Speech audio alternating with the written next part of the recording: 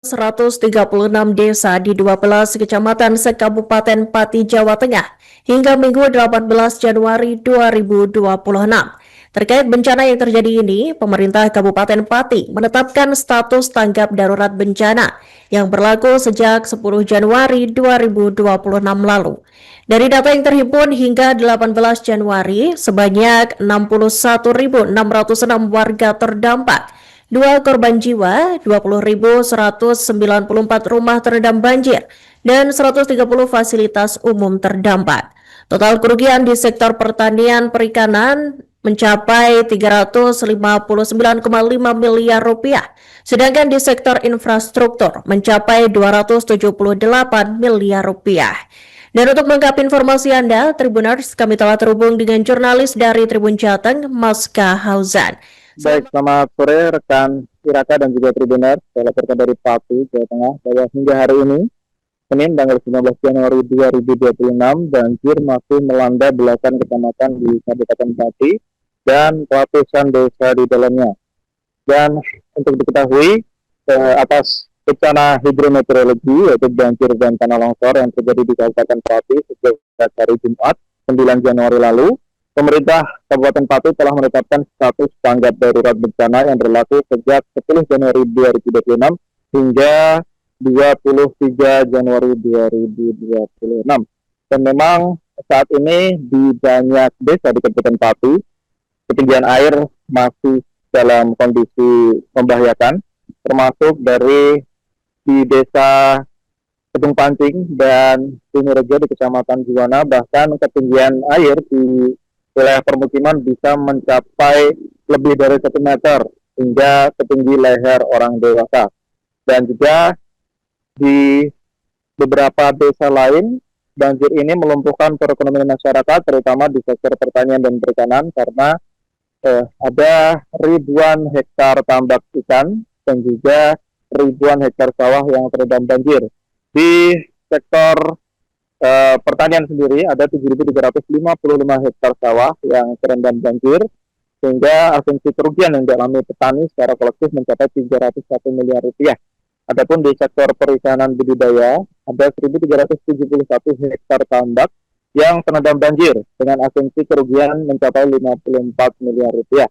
Lebih spesifik lagi di sektor pertanian ada 66 hektar lahan pertanian bawang merah yang seluruhnya dipastikan gagal panen karena banjir dengan asumsi kerugian mencapai 4,5 miliar rupiah.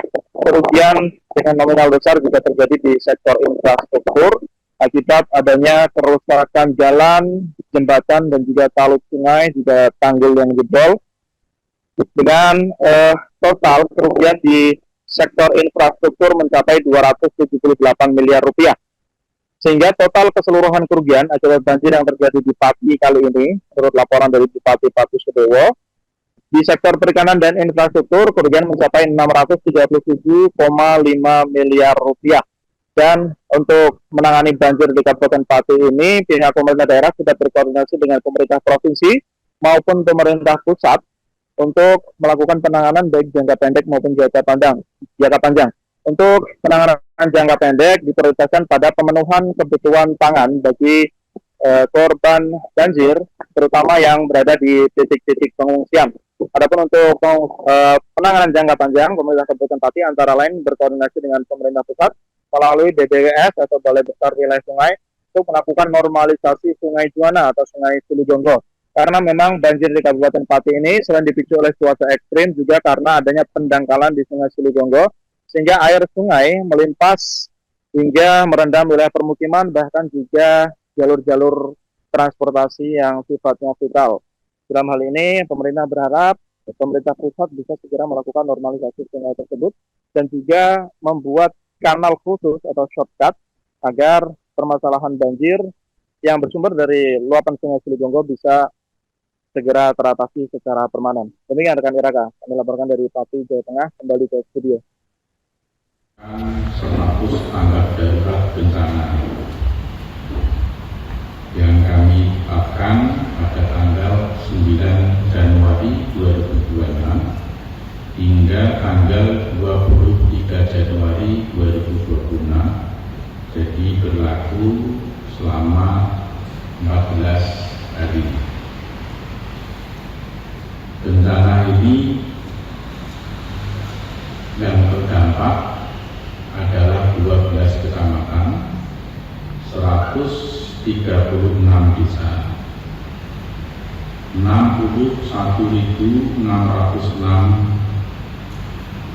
warga, 20.194 rumah, 2 korban jiwa meninggal dunia, 130 fasilitas umum, kemudian yang lahan persawahan yang terdampak 7.355 hektar dengan kerugian diperkirakan sekitar 301 miliar. Tambak ikan seluas 1.371 hektar dengan kerugian ditaksir sebesar 54 miliar.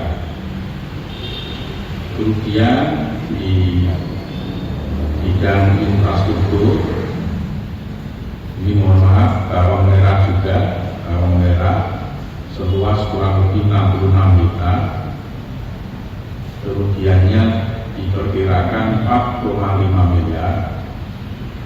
Infrastruktur jalan yang rusak akibat bencana ini diperkirakan sebesar 170 miliar, baik itu jalan kabupaten maupun jalan desa maupun poros desa.